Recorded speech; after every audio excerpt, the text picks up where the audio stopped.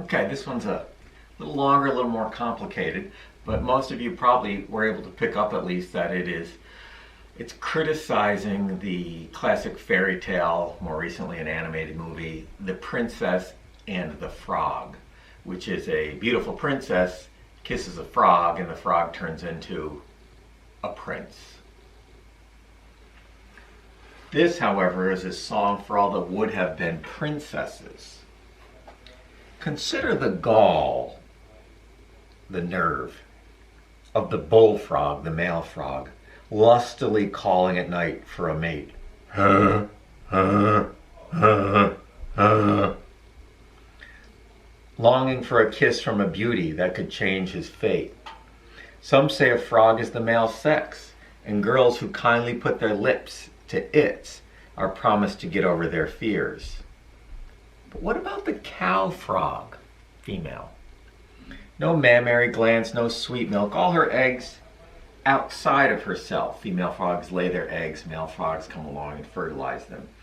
Not a frog in history ever turned into a princess by a peck on the cheek from an innocent boy, as though female royalty and luck sprout from other stuff.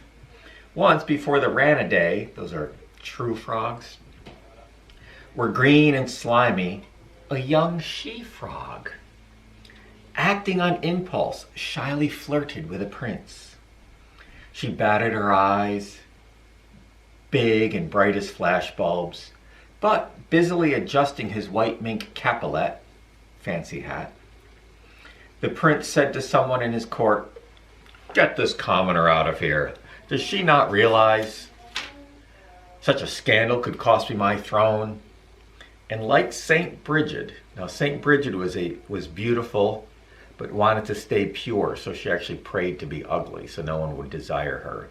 And like Saint Bridget, the defeated she-frog might have mumbled, "Please God, make me ugly, so I will no longer tempt men, so I will no longer be tempted."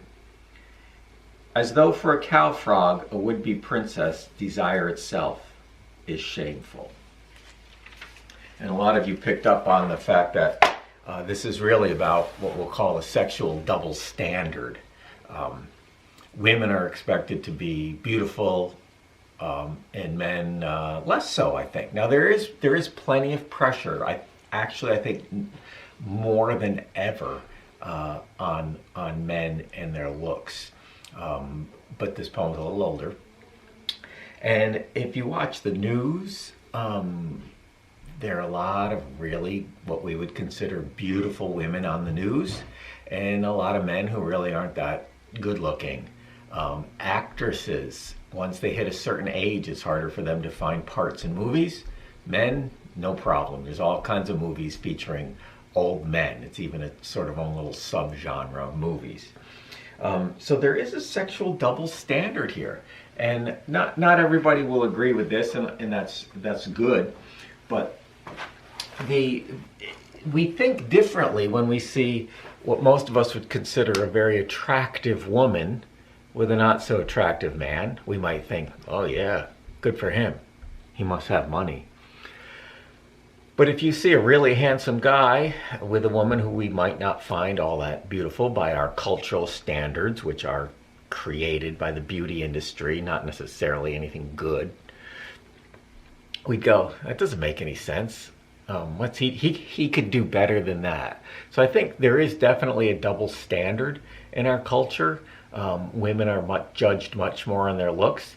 And I'm not saying this, my students always say this, you guys say this, that women are actually harder on other women when it comes to looks than men are on women. And most men don't really care how other men look. At least I don't, and I don't really care that much how I look either. So Song for All the Would Have Princesses, it's turning that Princess and the Frog fairy tale around and saying, hey, if this was the opposite, a prince looking, a lady frog looking to kiss a prince, forget it. Never gonna happen. And that's just wrong and backwards. So Song for All the Would Have Been Princesses, it's a good one.